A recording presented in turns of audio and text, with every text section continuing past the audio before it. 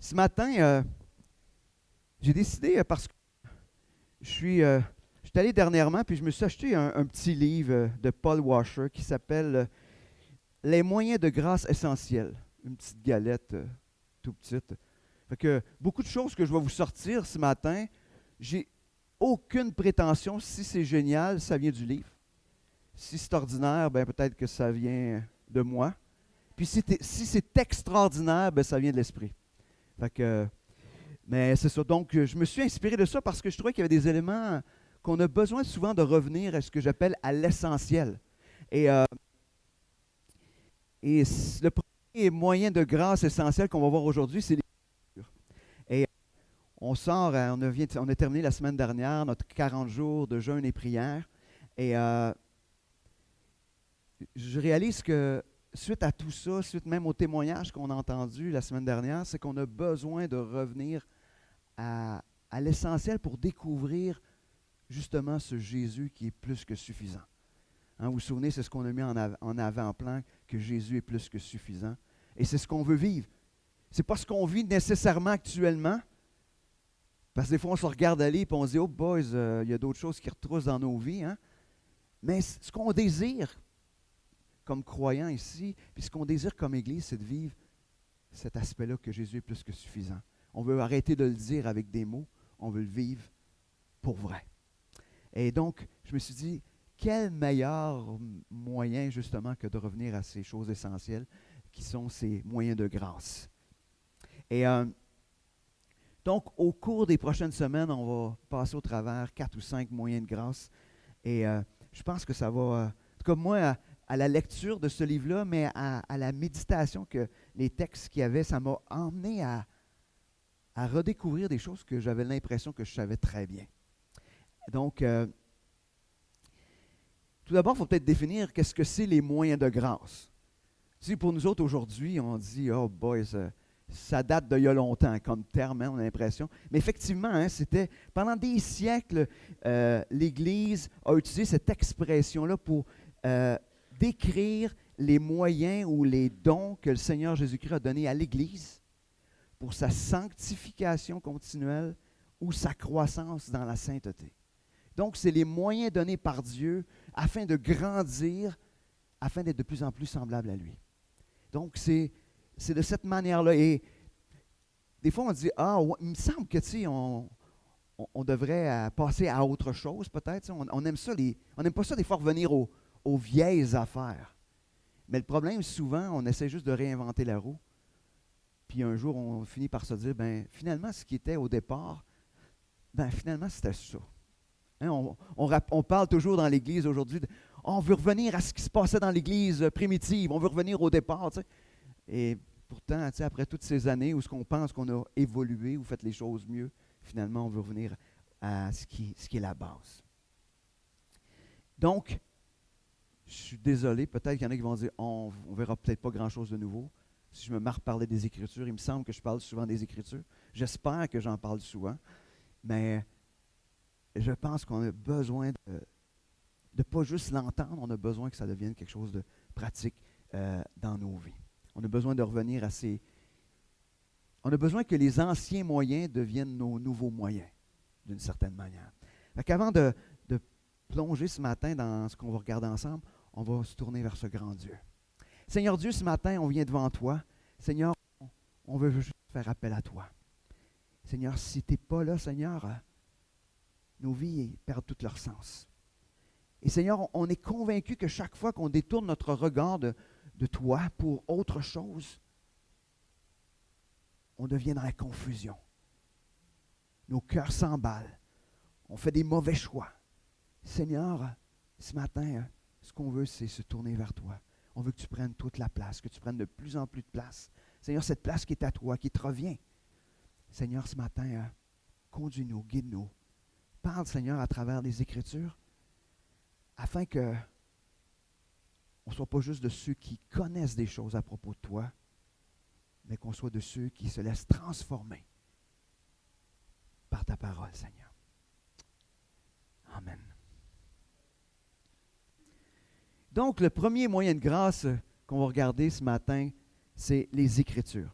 Et on va tourner on va tourner dans un texte qu'on connaît tous, bien qu'on répète souvent, mais j'ai l'impression qu'on a besoin juste de tabler sur ce texte-là pour commencer, qui est 2 Timothée 3, 16 à 17, qu'on connaît bien, qui nous dit que toute écriture est inspirée de Dieu et utile pour enseigner, pour convaincre, pour redresser, pour éduquer dans la justice, afin que l'homme de Dieu soit adapté et préparé à toute bonne œuvre.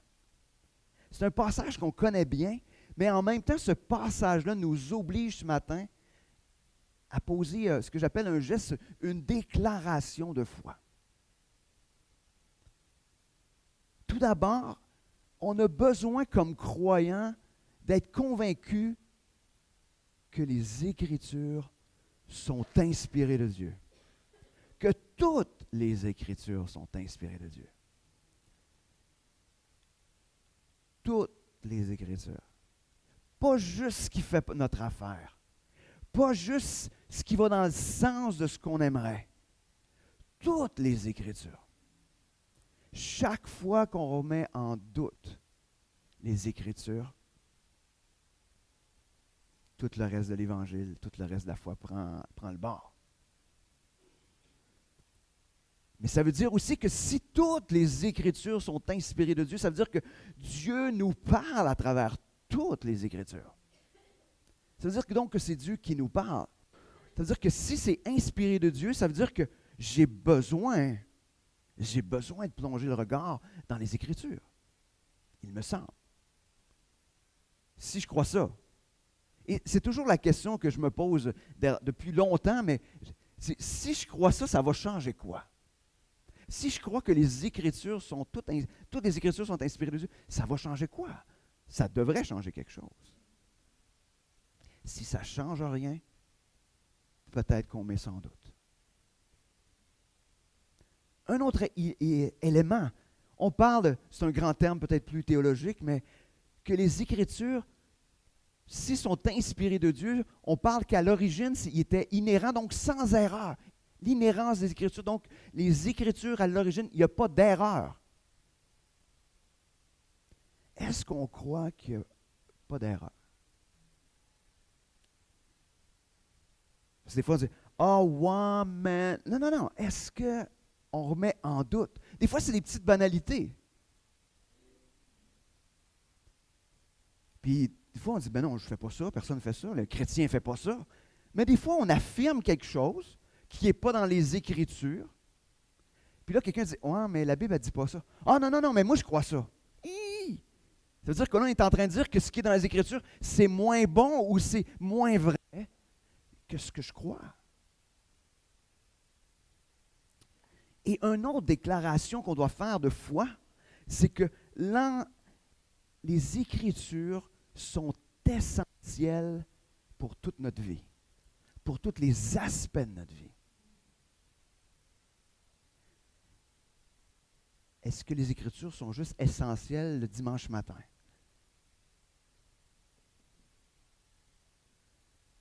Est-ce qu'on se comporte comme s'il était essentiel juste le dimanche matin? Je devrais plutôt dire ça.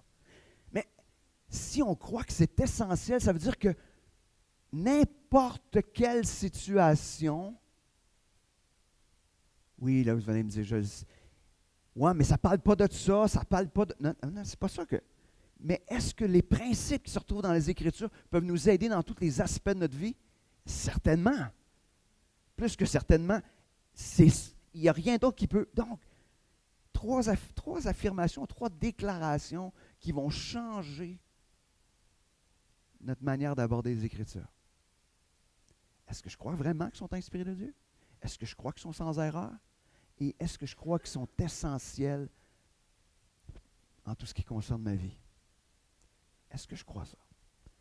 Si au départ, je ne crois pas ces 3 choses-là, puis je pourrais en rajouter d'autres, mais si je ne crois pas ces 3 choses-là, j'ai un problème. J'ai un problème. Faites juste enlever un de ces ingrédients-là, vous allez voir que... Puis des fois, je me dis, est-ce que c'est à cause de cela? Est-ce que c'est parce qu'on ne fait pas cette déclaration-là que finalement, peut-être les Écritures ne prennent pas tant de place que ça des fois dans nos vies? Ce matin, je ne ferai pas lever la main. parce que je ne veux pas mettre personne, mais est-ce que chaque jour, si ces trois vérités-là sont essentielles, est-ce que chaque jour, je plonge le regard dans les Écritures?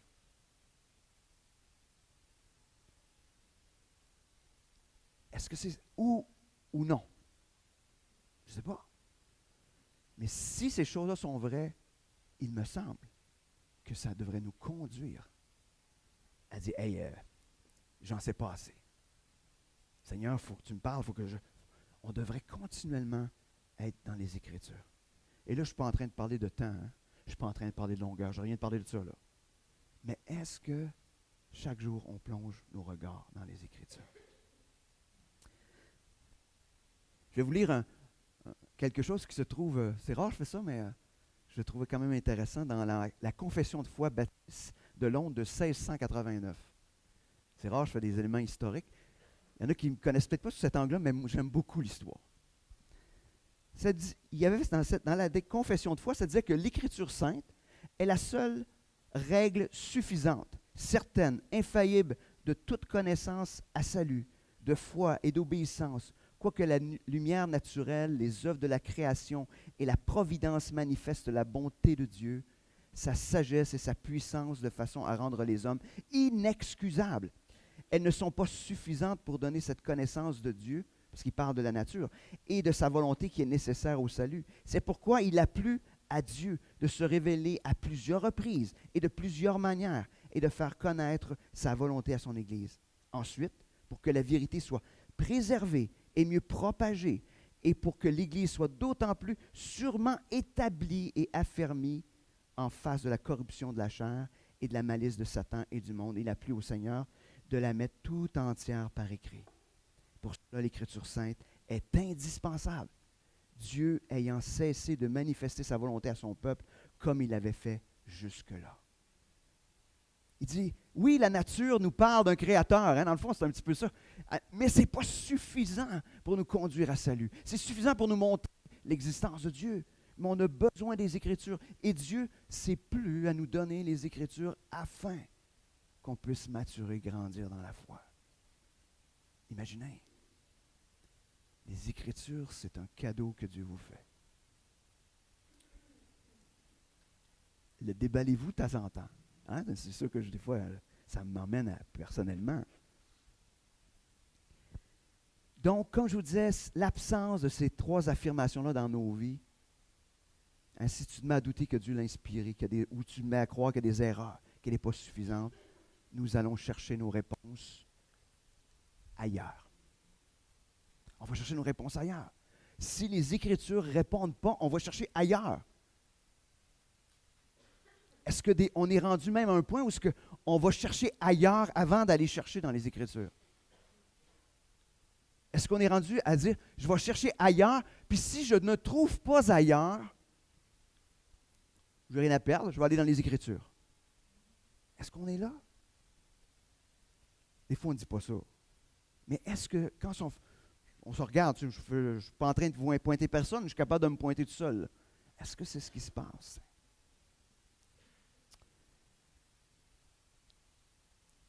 C'est intéressant parce que dans Éphésiens 14, ça nous parlait un petit peu de l'instruction des Écritures, ça nous dit « Ainsi, nous ne serons plus des enfants flottants et entraînés à tout vent de doctrine, joués par les hommes avec leurs fourberies et leurs manœuvres séductrices. » Imaginez que, tu sais, des fois, on est confus, on ne sait pas. Il faut retourner aux Écritures. Pourquoi des fois, on se laisse emmener à gauche, à droite? Pourquoi des fois, même, on est là et on dit « Ah oui, Dieu dit ça. » Dieu a-t-il vraiment dit ça? Des fois, on prend il y en a des phrases toutes faites dans notre vocabulaire québécois. Aide-toi, le ciel t'aidera. C'est biblique. Où tu as vu ça? Hein? Mais des fois, on a des affirmations. Là, je prends une chose un peu plus caricaturale, mais on a des affirmations qui sont en dehors des Écritures. Puis tranquillement, chaque fois qu'on met un petit pas à côté, l'autre pas après, il est plus facile à faire. Hein? Plus qu'on s'éloigne, plus que c'est facile de s'éloigner. J'ai déjà raconté, mais moi, je me souviens, quand j'étais allé à l'université, moi, j'ai fait mon bac, j'ai fait une maîtrise en service social. Fait que j'étais vraiment mélangé dans tout l'humanisme. Et j'ai pris énormément de temps à étudier ça et je tripais là-dessus. J'étais bon en plus. Mais savez-vous comment ça a pris d'années juste pour réformer tout ça, pour ramener ça selon les Écritures? Wow! Des années et des années. Pourquoi? Parce que tranquillement, j'ai laissé rentrer une petite affaire. Puis après ça, il y avait une autre petite affaire juste à côté. Mais plus que ça allait, plus que c'était loin de la vérité. Mais parce que j'ai négligé de plonger le regard dans les Écritures pendant ce temps-là, ça a pris des années dans la prière et dans la lecture de la parole juste pour... Assez qu'à un moment donné, j'étais des années à ne pas lire autre chose que la Bible. Juste parce que je sentais que mes pensées avaient besoin d'être réformées à nouveau. Fait que quand on ne passe pas de temps dans les Écritures, inévitablement, on va être dans le champ quelque part. C'est clair. On a besoin de revenir aux Écritures. Est-ce qu'on désire ce matin être des hommes et des femmes de Dieu qui sont matures dans leur foi, qui sont influencés par les Écritures seules? Est-ce qu'on désire ça? Est-ce qu'on est là? Ben non. Mais est-ce qu'on désire ça? Si on le désire, la seule manière, c'est de plonger nos regards dans les Écritures.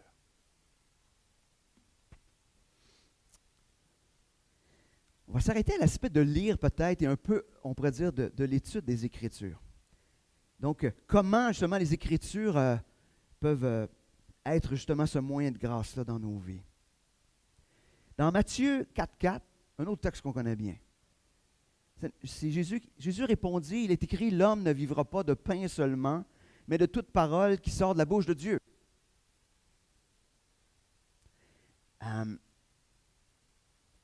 C'est intéressant, le texte nous rappelle qu'on doit se nourrir physiquement. Il n'y a personne qui met ça en doute. Y a-t-il quelqu'un qui met ça en doute qu'il faut se nourrir physiquement? Si vous mettez ça en doute, vous ne le mettrez pas en doute longtemps. Un jour, vous ne serez plus ici. On peut faire ça un certain temps.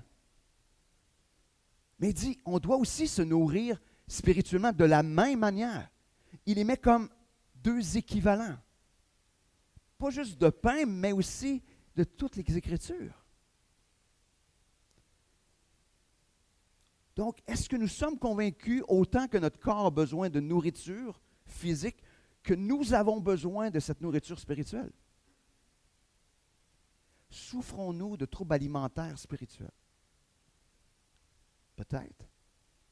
L'anorexie spirituelle, peut-être, ça existe, je ne sais pas. Je ne sais pas à quoi ça ressemble.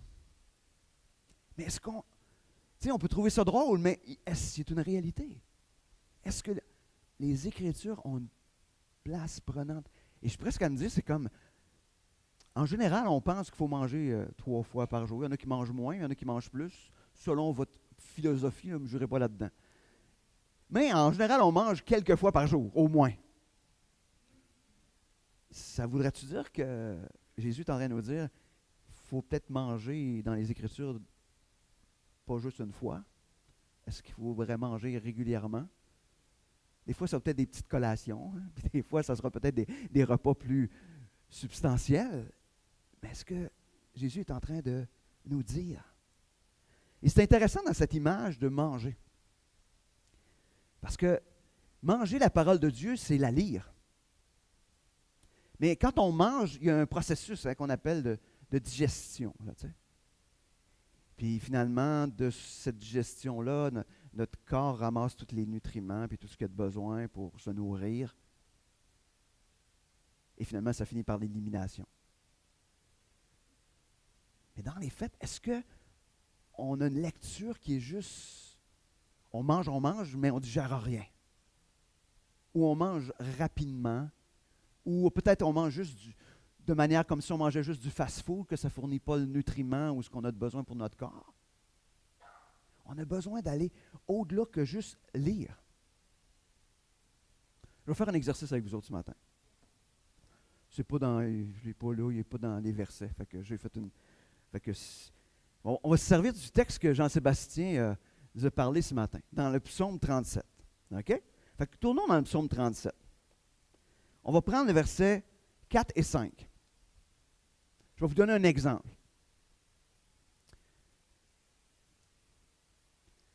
Je vais le lire.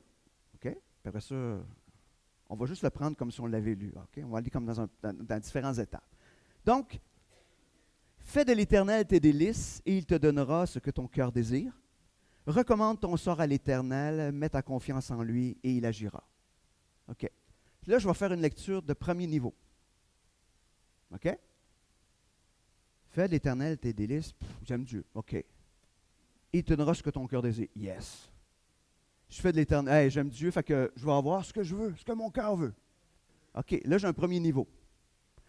Puis après ça dit, recommande ton sort à l'Éternel, mets ta confiance en lui, il agira. OK, j'ai prié, Dieu va s'en occuper, il va faire tout. Et voilà, moi je pars, là, j'ai fait un premier niveau de lecture. Est-ce que c'est faux? C'est très partiel.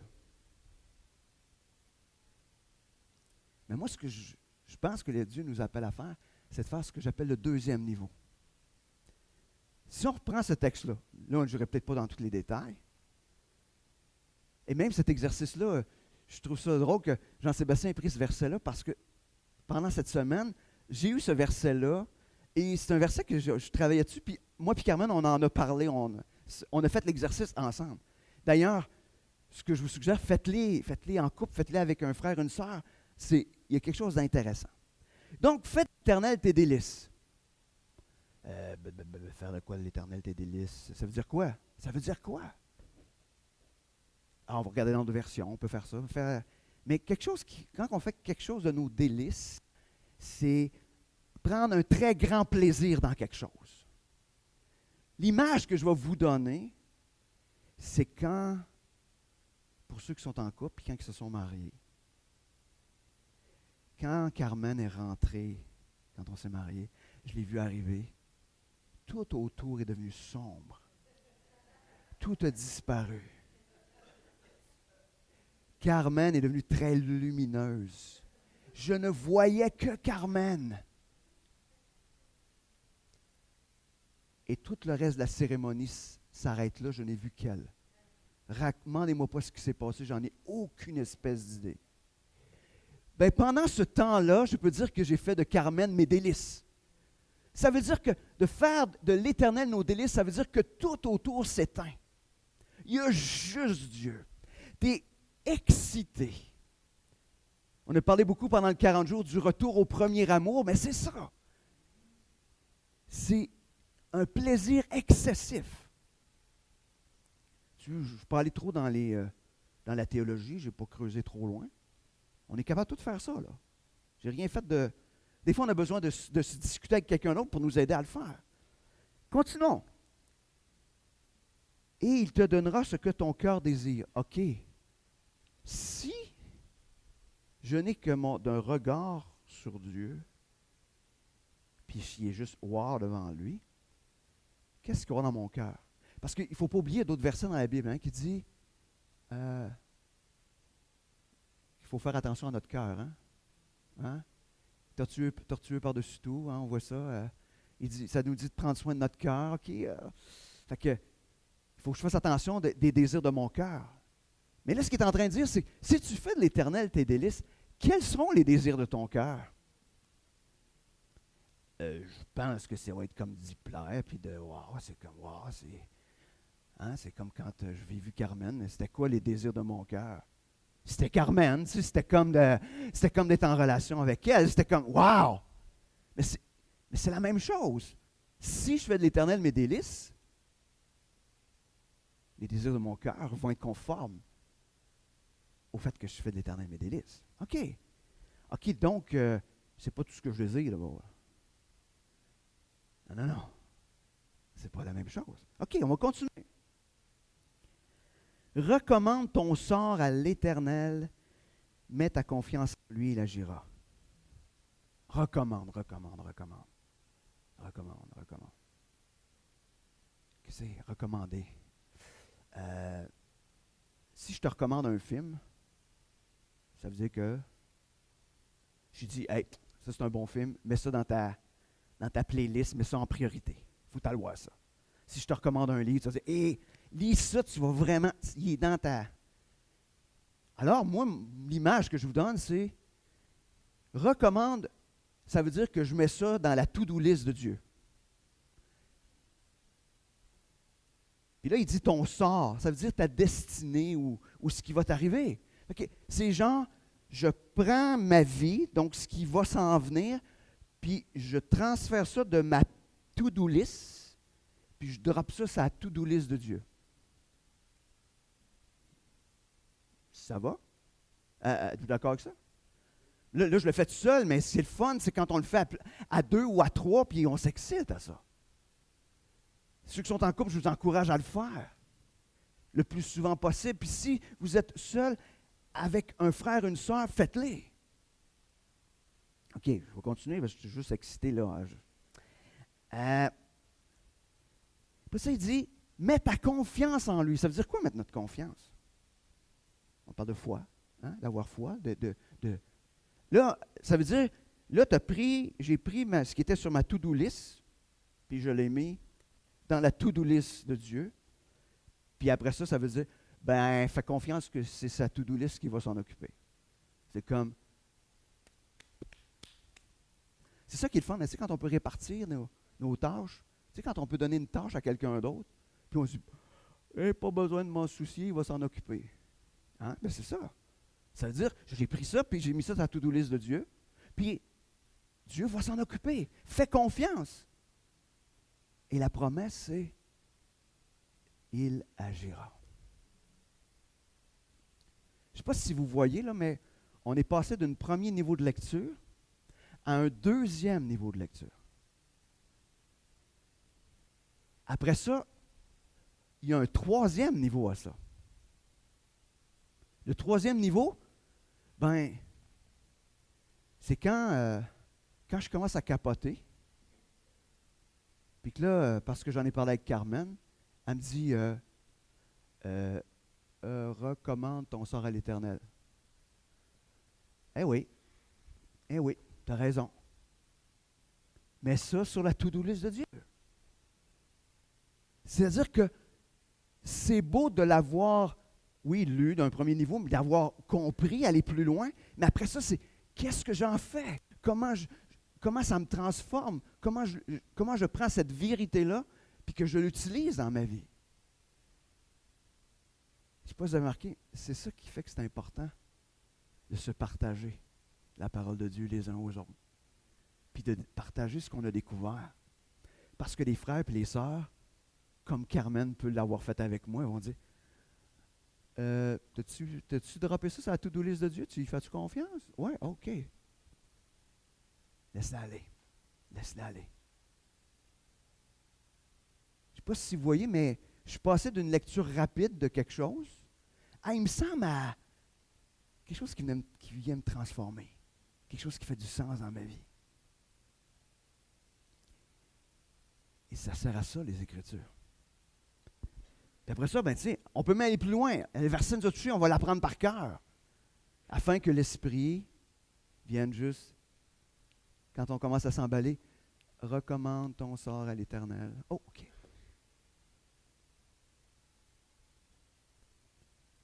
On est passé d'un verset qu'on peut avoir lu rapidement, qu'on peut avoir désiré appliquer de manière banale, puis on serait privé de toute la richesse de ce texte-là.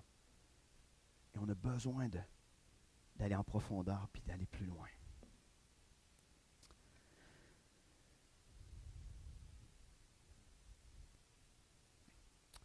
Je crois que l'importance de la lecture des Écritures était pour... On va dans les discussions souvent de Paul avec Timothée. On va dans 2 Timothée 2,15 où où Paul dit à Timothée, « Efforce-toi de te présenter devant Dieu comme un homme qui a fait ses preuves, un ouvrier qui n'a pas à rougir et qui dispense avec droiture la parole de la vérité. » Donc, il y a cet aspect de la parole, de la présence de la parole dans la vie de Timothée. Dans 1 Timothée 4, 13, 15, on peut dire, « Jusqu'à ce que je vienne, applique-toi à la lecture, à l'exhortation, à l'enseignement, ne néglige pas le don qui est en toi et qui t'a été donné par la prophétie avec l'imposition des mains du collège des anciens. Applique-toi et sois tout entier à cette tâche, afin que tes progrès soient évidents. » C'est intéressant. Tu sais, aujourd'hui, on est là, on vient dimanche à l'église, on s'attend qu'il y ait un pasteur qui fait une prédication. Mais ce que Paul recommande à Timothée, c'est lire. Il lisait les Écritures. Imagine si j'arrivais ici un dimanche matin, puis je vous lisais, je ne sais pas, Genèse 1 à 12. Mettons. Hey boys! Il y a besoin d'être intéressant, hein? Même 1 à 2, ça serait déjà souffrant. Mais au début de l'Église, ce qu'il faisait, c'est qu'il était là, puis il y avait cette lecture où chacun était en méditation face à ces Écritures-là. Mais il parle de la lecture, mais c'est sûr qu'il parle aussi de l'exhortation, puis de l'enseignement. Donc, il enseignait à partir des Écritures. Mais il y avait cette lecture de longs passages. Et des fois, on veut juste des petites affaires vite, vite. Mais souvent, les longs passages, pour ceux qui ont un peu étudié les Écritures, savent qu'un verset tout seul, là, tabarouette, hein? Ça peut vite, rapidement être sorti de son contexte et dire n'importe quoi. On peut faire dire n'importe quoi, hein? Juste avec un verset. Mais aussitôt qu'on commence à rajouter une couple de versets autour, qu'on se met à rajouter le chapitre, qu'on se met à rajouter le livre, puis qu'on se met à rajouter toutes les Écritures, là, on fait comme « Oh, wow! » Là, on a toute cette compréhension-là. Donc, on voit cette importance des Écritures qui étaient là. Et je vais vous dire quelque chose de vraiment basique. Moi, je crois profondément qu'on devrait lire les Écritures d'un couvert à l'autre. D'une manière que vous le mettiez en ordre ou pas en ordre, mais on devrait passer dans les Écritures d'un couvert à l'autre, de la Genèse jusqu'à l'Apocalypse. Et je ne vous demande pas de lire la Bible en un an, là. Mais si on se mettait à lire les Écritures, vous vous souvenez quand on a passé au travers la route 66, on a passé au travers les 66 livres, on a vu qu'il y a quelque chose qu'on peut retirer de chacun des livres. Mais si on se met à avoir cette lecture systématique-là, Dieu va nous parler. Puis plus qu'on va lire, plus qu'on va avoir des connexions qui vont se faire entre les différents livres, entre les différents versets. On va se dire, ah oui, OK, ben, il y a telle chose que je... Si tantôt je parlais du cœur, mais il y a plein d'autres versets sur le cœur. Mais si je n'ai pas lu les Écritures, je ne serais pas capable de faire cette connexion-là entre les différents. Donc, je crois qu'on devrait... Je pense qu'il n'y a pas de meilleur moyen de grandir dans notre foi. Vous ne lisez pas les Écritures, vous ne maturerez pas. Je suis désolé, là, mais vous allez devenir aussi mature que le temps que vous passez dans les Écritures. Fait que,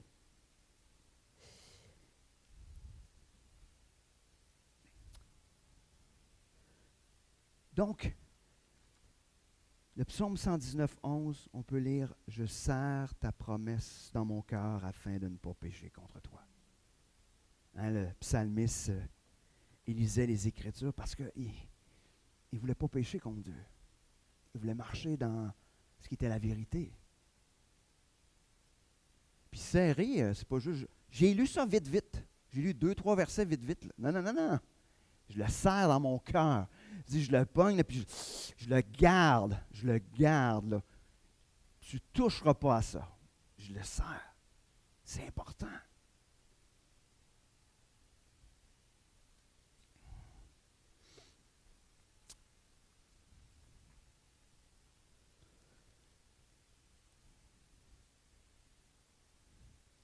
l'importance des Écritures aussi dans la vie de l'Église. Si on revient avec 1 Timothée 4,13, où Paul dit à Timothée, « Je vienne, applique-toi à la lecture, à l'exhortation et à l'enseignement. » Il y a l'importance des Écritures dans l'Église. Ça doit être présent. Moi, la semaine passée, j'ai trouvé ça intéressant, les différents partages qu'il y a eu de différents leaders de l'Église, puis les partages aussi dans l'Église. Tu sais, où est-ce qu'on a chacun apporté une partie des Écritures, une partie de...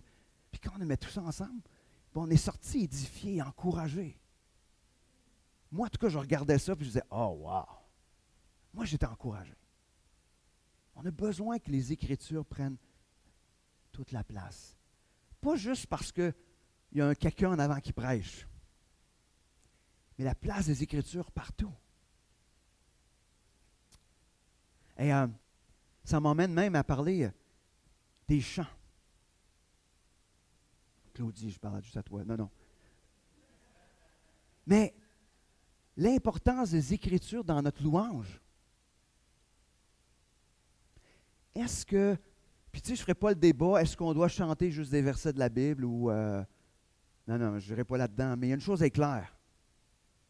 Est-ce que ce qu'on chante, c'est conforme à ce que les Écritures nous disent? Est-ce qu'on le vérifie? Est-ce qu'on le valide? Ou est-ce qu'on est juste, c'est une belle mélodie, c'est sweet, c'est le fun, wow, puis... mais c'est-tu vrai? C'est-tu vrai?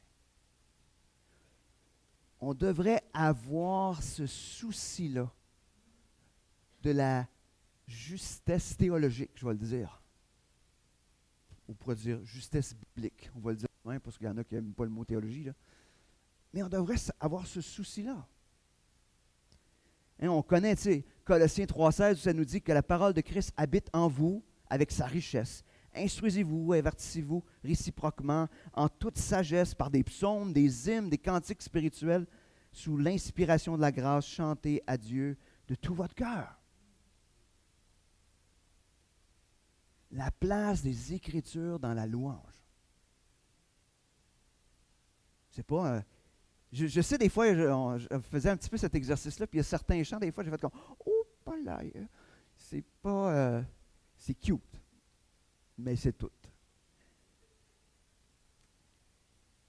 Mais des fois, on a dit, les vieux chants, il y avait plus... il y en a dans les nouveaux aussi.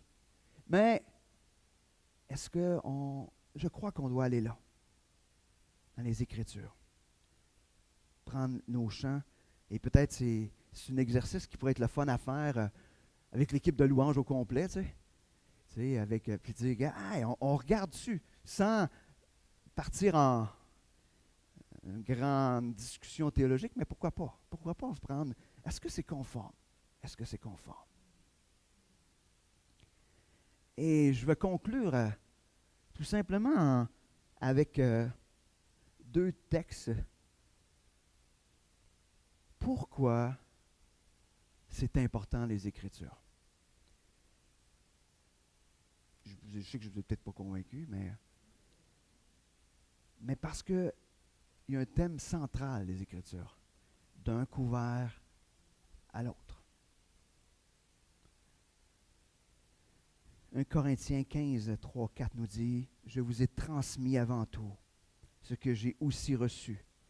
Christ est mort pour nos péchés selon les Écritures, il a été enseveli, il est ressuscité le troisième jour selon les Écritures. » Le message central, c'est l'œuvre de Christ. L'œuvre de Christ à la croix. Mais aussi tout le plan rédempteur. On a vu dans la dernière année, on a fini, oui, notre route 66, mais on a vu l'histoire de Dieu. L'histoire de Dieu qui est aussi d'un couvert à l'autre, la présence. Donc, le thème central, c'est Christ. C'est le plan rédempteur de Dieu. 2 Corinthiens 5, 14, 15 nous dit, « Car l'amour du Christ nous étreint. Nous qui avons discerné ceci, un seul est mort pour tous, donc tous sont morts. Il est mort pour tous afin que les vivants ne vivent plus pour eux-mêmes, mais pour celui qui est mort et ressuscité pour eux. » Ce thème central, encore une fois, c'est l'amour de Dieu, l'amour de Christ. Mais cet amour-là devrait nous étreindre, devrait nous encourager, devrait nous faire tomber en amour, puis derrière dire, wow, je veux te connaître, je veux te connaître. Seigneur, je veux te connaître. Je veux te connaître plus. Et le seul moyen, c'est les Écritures.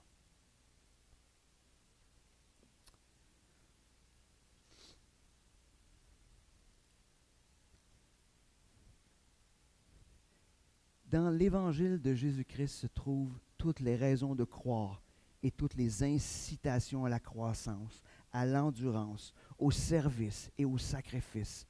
Un seul aperçu du Christ suffit à propulser un cœur régénéré à travers 10 000 vies de combats spirituels, de lutte contre la chair, d'épreuves intérieures, de persécution et d'affaiblissement physique. Attends un peu, je vais relire ça. Juste la fin. Un seul aperçu du Christ suffit à propulser un cœur régénéré à travers 10 000 vies de combats spirituels, de lutte contre la chair, d'épreuves intérieures et de persécution, d'affaiblissement physique. Êtes-vous d'accord avec ça? 10 000, c'est beaucoup, hein? L'amour de Christ nous presse. Et plus on le découvre, plus que tout le reste a plus d'importance. Plus que Christ devient plus que suffisant, plus que tout ce qui pourrait arriver, ça devient juste « so what ».